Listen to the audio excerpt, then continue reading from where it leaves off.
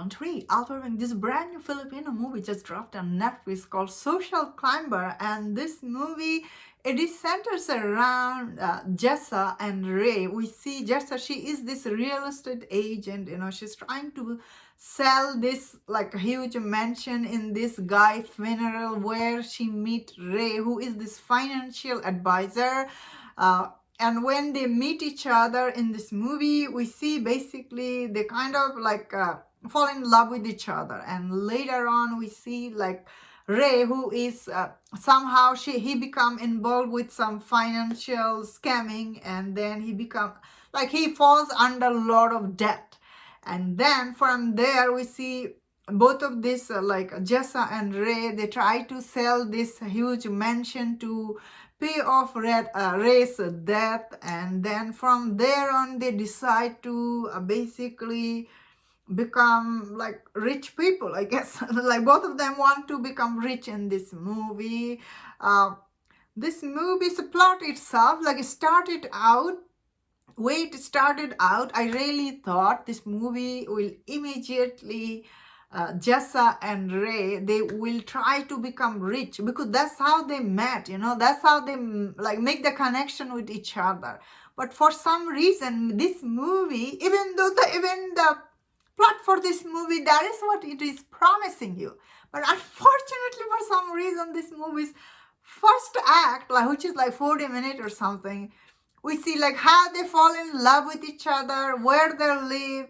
Then he become like a victim of scam, and he owe all this money to these people. Then they try to sell this mansion. Then we go to the actual plot that these two, they're trying to be rich in life, which is the main plot this movie promises the audience. But it takes them a long time to go to that, which was quite like, I was like, wow, what is going on? So this is kind of not what you think this movie, even the name is that. Mainly this movie, it is kind of like a love story about these two people who are kind of like, they have different ambition in life, obviously.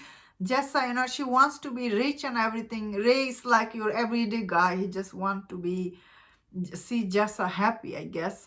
So I thought, both of this lead, because it's a romantic movie, they had good chemistry with each other, and there is some funny scene in this movie. But this movie really started on high note when these two people meet. I was like, whoa, let's go get rich.